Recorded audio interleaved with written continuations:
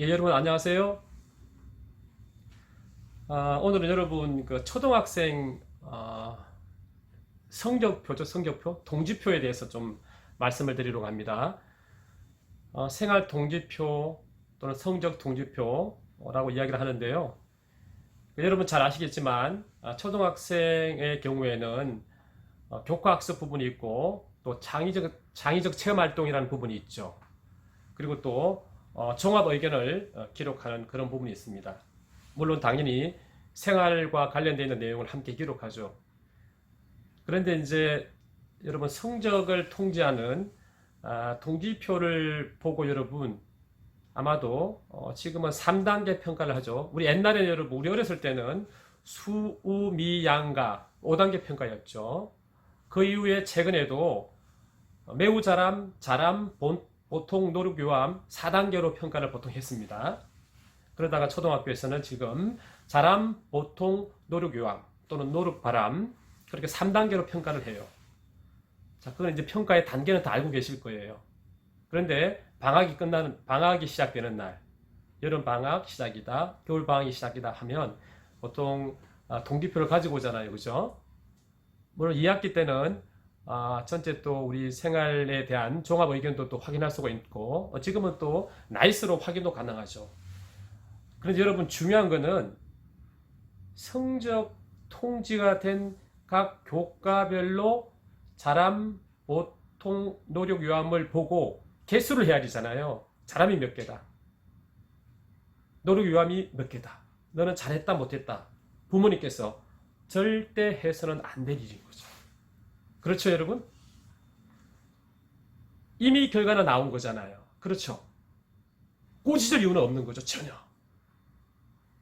그래서 사실 학교에서는 여러분 한번 생각해 보세요. 교육을 생각하는 우리 관점에서 생각해 보면 국어, 수학, 사회, 과학 1학년은 즐거운 생활, 바른 생활, 슬기로운 생활, 국어, 수학 그 내용이 있을 경우에 어떻습니까, 여러분?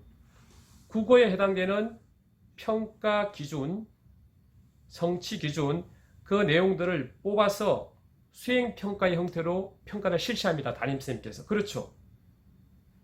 친구들 앞에서 자신의 의견을 잘 말할 수 있다. 그 수행평가 항목을 가지고 평가를 하며 우리 학생들이 친구들 앞에서 자신이 하고 싶은 말을 하거나 발표를 하겠죠. 그러면 선생님께서 보시고는 잘함, 보통, 노력이랑 표시를 한다는 거죠. 이게 문제가 있는 거죠. 어떤 문제가 있습니까, 여러분? 그런 평가를 실시할 그 당시에 선생님께서는 이 학생이 잘함으로 했다라고 평가를 하시겠죠. 그래서 그 결과가 그대로 방학하는 날 가지고 오니까 잘함으로 되지 않겠습니까? 여러분 한번 보세요.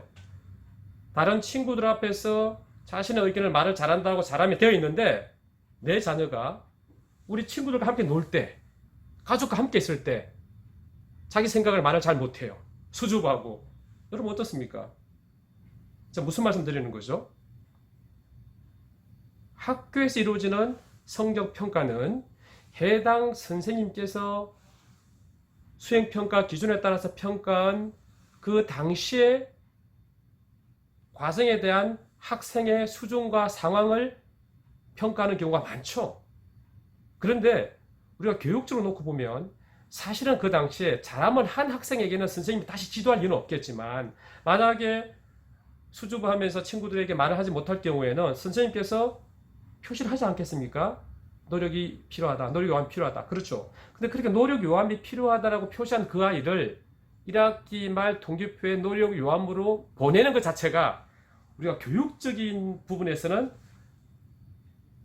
고려해볼 만한 부분이 있는 거죠. 왜냐하면 우리 모두는 학교에 계시는 모든 분들은 선생님께서는 우리 아이가 잘하도록 도와주는 거잖아요.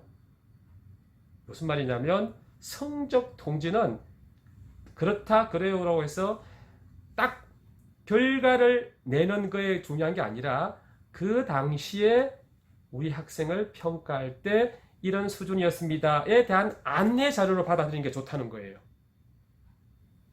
그렇죠? 그런데 물론 모든 영역에 노력 요함이 있어요. 생각해 봐야 되는 거죠. 근데 그거는 그 결과를 받아들이면서 우리 자녀에 대해서 부정적인 생각을 갖는 것보다는 평소에 담임선생님과 소통하면서 우리 학생의 교과 학습에 대한 태도라든지 어떤 그런 준비도 그런 부분에 미리 우리가 고민을 해야 되는 거죠. 상담하면서. 그건 필요한 겁니다. 중요한 거는 여러분 성적 통제에 대해서는 말 그대로 일희일비할 이유가 없다는 거죠. 특히 초등학교에서는요. 그러나 우리 자녀가 학교 생활을 특히 교과 학습과 관계된 그 내용을 통지표를 보면서 되돌아볼 필요는 있는 거죠. 그건 중요한 겁니다. 노력 요원이 많다고 해서 절대로 좌절할 필요도 없고 우리 자녀에게 부정적인 말로 꾸짖을 필요도 없는 겁니다. 오히려 소중한 자료가 되는 거잖아요. 아 그렇구나.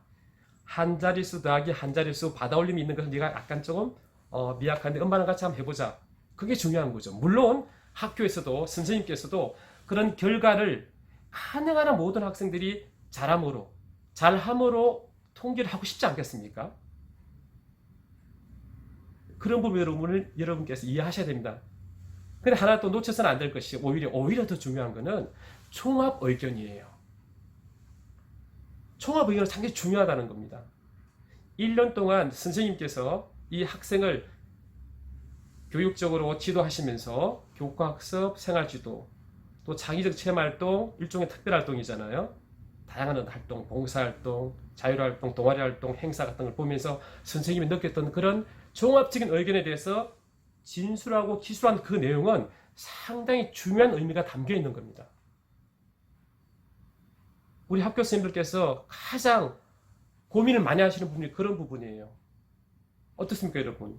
선생님께서도 가능한 한 부정적인 진술보다는 이 학생의 해당 특징을 정확하게 파악해서 앞으로 개선되고 발전될 수 있는 쪽에 대한 도움이 될 만한 정보를 주려고 노력하시는 거거든요.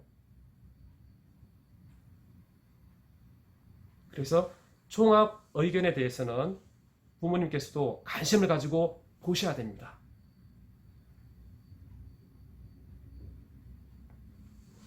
감사합니다.